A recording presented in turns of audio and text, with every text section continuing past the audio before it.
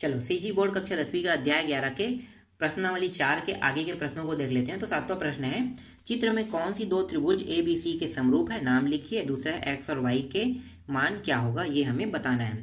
तो यहाँ पे आपको दिखाई दे रहा होगा, एक त्रिभुज दिखाई दे रहा होगा, ठीक है। और पहले प्रश्न को पहले हम हल करेंगे। तो पहले प्रश्न में देखो क्या क्या है, दो त्रिभुज ए बी सी त्रिभुज के समरूप है। तो दो त्रिभुज आपको दिखाई दे रहा है कि नहीं, बिल्कुल दिखाई दे रहा होगा, एक और दो। अब बड़ा वाला त्रिभुज ए बी सी क्या होगा, ए बी सी बड़ा वाला त्रिभुज है। तो यही जो दोनों त्रिभुज है ना, ये वाला और ये वाला, इन दोनों को हमें किसके समरूप सिद्ध करना है, बड़े वाले की। बड़ा वाला क्या है, ए बी सी त्रिभुज है, इसके समरूप सिद्ध करेंगे। तो पहले हम इस वाले त्रिभुज और बड़े वाले को लेंगे, फिर दूसरी बार इस वाले को और बड़े वाले त्रिभुज को लेकर सिद्ध करेंगे कि समरूप है या नहीं, ठीक है। तो चलो देखते हैं। तो पहले हम ले लेते हैं छोटे वाले इसको और बड़े वाले को ले लेते हैं। तो छोटे वाले त्रिभुज क्या है, त्रिभुज ए सी एम तथा ए बी सी। देखो यहाँ पे जो चीज मैंने बताया वो पॉइंट यहाँ पे लिखा हुआ है। उसके बाद देखो यहाँ पे पहला पॉइंट, ठीक है, ये जरूरी नहीं है डालना, आप डालना चाहो तो डाल सकते हो, ठीक है। पहला पॉइंट यहाँ पे डाल दिया है आपको बताने के लिए कि हम ये क्या चीज बताना चाह रहे हैं, ठीक है। तो ये देखो यहाँ पे कोण सी ए एम, देखो सी ए एम, ठीक है। अगर मैं एम से बी तक जाऊं तो क्या होगा, सी ए बी हो जाएगा। तो देखो सी ए एम छोटे त्रिभुज का कोण है बराबर कोण सी ए बी बड़े त्रिभुज का कोण है, और दोनों कोण यहीं पे बना रहे हैं। तो मतलब जितने अंश का कोण छोटे का रहेगा उतना ही बड़ा का भी रहेगा, ठीक। एक पॉइंट हमने सिद्ध कर दिया। चलो दूसरी भुजा देख लेते हैं, सॉरी दूसरी कोण देख लेते हैं, ठीक है। भुजा ध्यान मत देना, कोण देना, क्योंकि भुजा जो है वो अलग नियम होता है, सर्वांग सम नियम होता है, और कोण जो है वो समरूप नियम होता है। मैं अभी थोड़ी देर बाद आपको बताऊंगा ये क्या होता है, ठीक है। देखो अब क्या करेंगे, यहाँ पे देखो ये 90 अंश का कोण बना रहा है, लेकिन हमें ये बड़े वाले में देखना है 90 अंश का कोण कहाँ बना रहा है। तो इसे कैसे पहचानोगे, तो पहचानने का तरीका भी मैं बताता हूँ, ठीक है। यहाँ पे देखो ये क्या है, ये एक रेखा है। इस रेखा में जो अगला रेखा है कैसा होगा, तभी 90 अंश बनेगा, सीधा होगा। तो मतलब क्या है, ये रेखा झुका हुआ है, मतलब ये 90 अंश नहीं बनाएगा। अब दूसरे साइड देखते हैं, यहाँ भी देखो ये ऐसा रहेगा, तभी ये क्या होगा, 90 अंश का कोण बनाएगा। तो यहाँ भी ये झुका हुआ है, इसका मतलब ये भी 90 अंश का कोण नहीं बनाएगा। तो बचा क्या, ये वाला, ठीक है। तो ये वाला ये भी चेक कर लेते हैं, फिलहाल ये 90 अंश का बना रहा है। तो देखो दोनों झुके हुए हैं, ठीक है। अगर ये ऐसा हो जाता तो अधिक कोण होता, अगर ये ऐसा भी होता तो भी अधिक कोण हो जाता, ठीक है। तो ये क्या है, दोनों अपने अपने जगह पे समान समान झुका हुआ है, मतलब जितना ये झुका है उतना ये भी झुका है, इसका मतलब ये 90 अंश का कोण बना रहा है। मिल गया आपको पॉइंट। तो पहले मैं छोटे का लिख लेता हूँ, कोण ए एम सी, ठीक है, ए एम सी बराबर है किसके, ए सी बी के, और दोनों क्या बना रहे हैं, 90 अंश का कोण बना रहे हैं। अब यहाँ पे देखो, इसलिए ए समरूपता प्रमेय द्वारा, इसका मतलब क्या है, ए समरूपता प्रमेय क्या है, हम अभी क्या बता रहे हैं, हम अभी कोणों को समरूप सिद्ध कर रहे हैं। समझ में आ रहा है, कोणों को, कितने कोणों को समरूप सिद्ध किया है, दो कोणों को, याद है ना, दो कोण। तो दो कोणों के लिए, एक कोण के लिए ए लगेगा, ए समरूपता प्रमेय, दो कोणों को सिद्ध करेंगे तो दो कोणों के लिए ए समरूपता प्रमेय। अब ए क्या है, तो ए जो है वो कोण है, याद रखना, हिंदी में इसे कोण से दर्शाते हैं, ए को कोण से दर्शाते हैं। तो अगर ए ना लिख के कोण समरूपता प्रमेय भी लिख सकते हो। क्या लिख सकते हो, ए कोण समरूपता प्रमेय। और एक त्रिभुज में कितने कोण होते हैं, तीन कोण होते हैं, तो हम तीन ही बार ए लिख सकते हैं। अभी हमने सिर्फ दो को सिद्ध किया, इसलिए हमने दो बार ए समरूपता प्रमेय लिखा है। समझ में आ गया यहाँ तक। चलो अब नेक्स्ट वाले जो त्रिभुज है ना, ये वाला त्रिभुज और बड़े वाले त्रिभुज को भी सेम सिद्ध करेंगे, जैसा भी हल किया सेम वैसा ही हल होगा ये भी।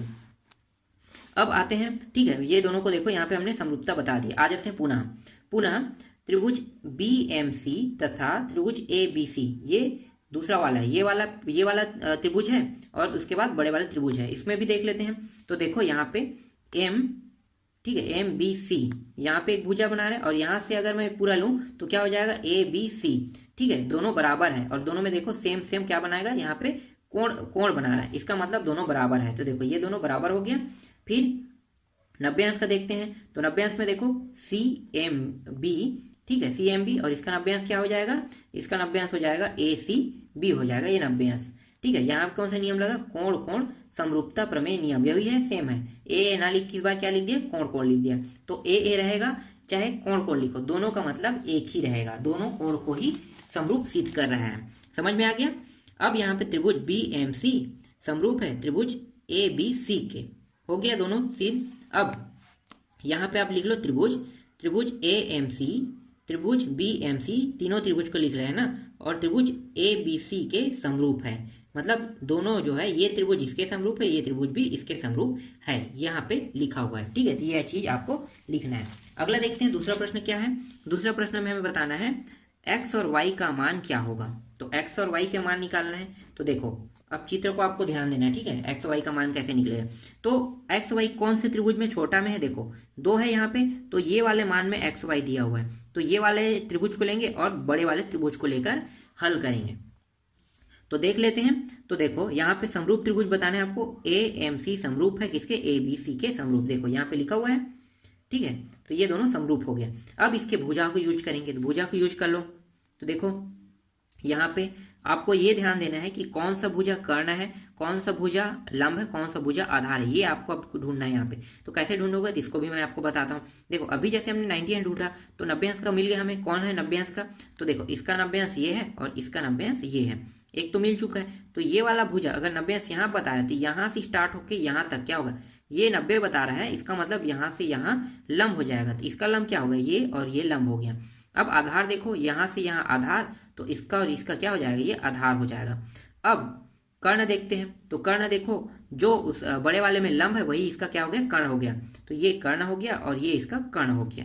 समझ में आया, कर्ण कभी भी 90 अंश के कोण को टच नहीं करता। देख लो ये कर्ण वाला भुजा है, ठीक है, ये छोटे वाले त्रिभुज में देखते हैं ना, ये कर्ण वाला भुजा, इसका 90 अंश कहाँ बना है, यहाँ पे, क्या टच कर रहा है ये रेखा, ये बिंदु पॉइंट यहाँ पे नहीं कर रहे हैं ना, 90 अंश यहाँ पे। तो देखो ये अगर 90 अंश है तो यहाँ पे ये वाला भुजा क्या टच कर रहा है, नहीं कर रहा है, तो ये क्या हो गया, इसका कर्ण हो गया। समझ में आया ये। चलो अब आगे इसी को लेकर हल करते हैं। तो देखो यहाँ पे क्या है, ए सी जो है ये कर्ण है, किसका कर्ण है, छोटे वाले का। ठीक है, ये छोटे वाला त्रिभुज है ना, इसका कर्ण क्या है, ए सी है। तो बड़े वाले का कर्ण क्या होगा, ए बी, तो अपान लिख के क्या लिखोगे, ए बी, फिर बराबर लिखो, फिर सी एम लिखो।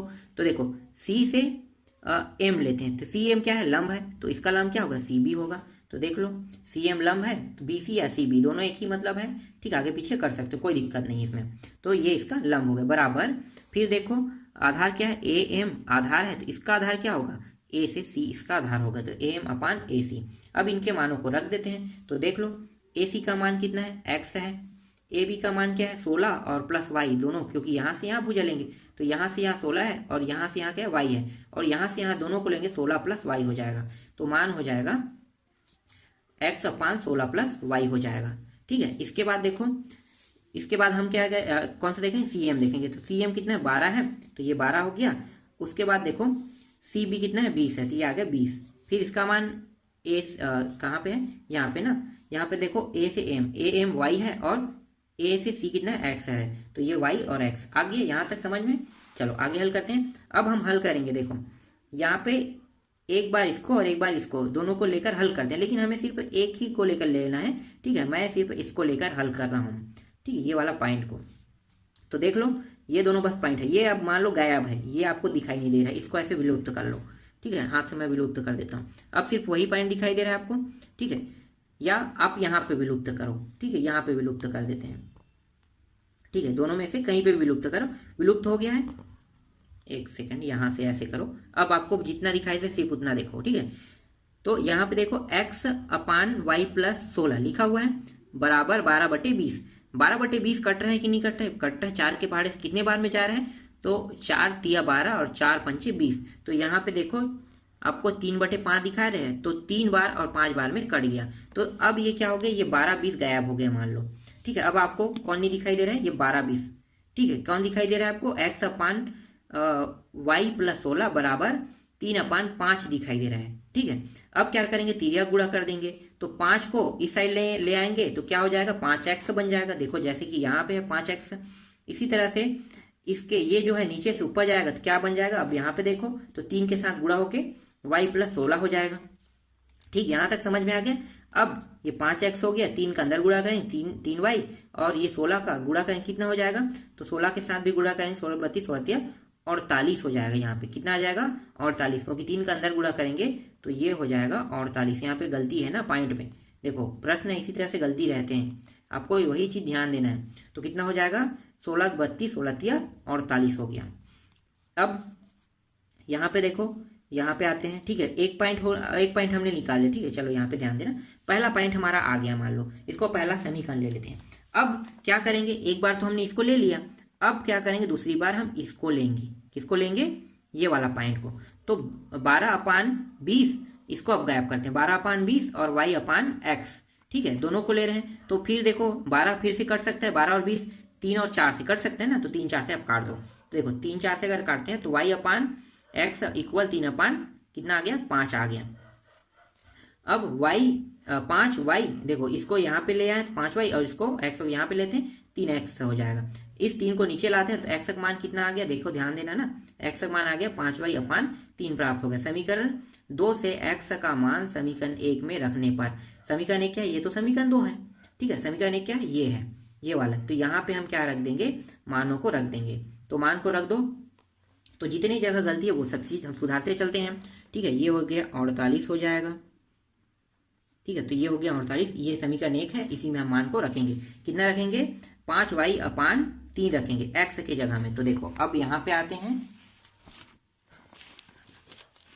ठीक है, यहाँ पे आ जाओ, और ये हो गया 48, ठीक है, ये हो गया 48, यहाँ पे हमने रख दिया। ये हो गया कितना, 5 पंचे 25, देख लो यहाँ पे x के स्थान पे रखे 5 पंचे 25y, ठीक है। और ये कितना है, 3y प्लस ये हो गया 48 हो गया, कितना हो गया, 3y प्लस 48। अब ये जो यहाँ पे, ठीक है, ये जो नीचे में 3 है, इसको अगर हम यहाँ पे ले आएंगे तो ये आ गया 3 यहाँ पे आ गया, ठीक है। इसको पूरा गुणा कर रहे हैं तो ये गुणा कर जाएगा। फिर 25y बराबर 9y प्लस 48, पहले से ही 48 है, देखो ये गलती है ना, ये 48 हो जाएगा। और 48 गुणित 3, क्योंकि ये तो 3 3 9, इसको गुणा कर दिया, इसको भी गुणा करेगा तो क्या हो जाएगा, 8 16 24, 24 का 4 2 हासिल, 3 चौक 12 और 2 14, 144 आ जाएगा। तो ये आ गया 144 आ गया, ठीक है। अब देखो, अब यहाँ पे क्या होगा, इसको भी काट दो, क्योंकि ये भी क्या होगा, 144 ही होगा। अब यहाँ पे 16y, यहाँ पे देखो ये जो 9y है ना, ये 9y को अगर y यहाँ भी है वहाँ भी y है, तो हम इसको इस पर पक्षांतर कर देते हैं, तो प्लस से क्या हो गया, माइनस, तो 25y माइनस 9y हो गया। घटाएंगे कितना आ गया, 16, ये 144 उतारते आ रहे हैं। अब यहाँ पे 16y बराबर 144 बस बचा है। अब 144 को किससे भाग देंगे, 16 से, तो 16 से डिवाइड करो, कितना आएगा, 16 नियम। तो y का मान कितना आ गया, y का मान यहाँ पे प्राप्त हो गया 9 प्राप्त हो गया। समझ में आ गया, y का मान कितना आ गया, काट के देख लो, 16 एकम 16 नहीं है, तो y का मान यहाँ पे 9 आ जाएगा। तो ये मान क्या है, गलत है, ये वाला आपको हल में नहीं देखना है, ये गलती हुआ है बुक में, गाइड में, ठीक है। तो ये आ गया 9 आ गया। अब इस 9 को कहाँ पे रखेंगे, इस 9 को हम समीकरण 2 में रख देते हैं, ठीक है। समीकरण 2 देख लो क्या था, समीकरण 2 5y/3 था, ये था ना, मैं आपको साइड में बता देता हूँ, x बराबर 5y/3। अगर मैं हल करता हूँ तो इसका मान क्या हो जाएगा, 5 गुणित 9/3, 3 एकम 3 तिया 5 तिया कितना हो गया, 15।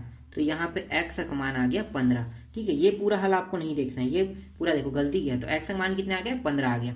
तो इसका आंसर आ गया x का मान 15 और y का मान कितना आ गया, y का मान 9 आ गया। यही इसका क्या है, आंसर है। समझ में आया ये प्रश्न, ठीक है। बाकी जो प्रश्न है उसको मैं नेक्स्ट वीडियो में बताते चलूंगा। जल्द से जल्द हमें इसे कंप्लीट करना है, क्योंकि आपके जो 2-3 अध्याय बचे हैं ना, उसको मुझे इसी साल कंप्लीट करना है, अगले साल मुझे नेक्स्ट क्लास को भी देखना है।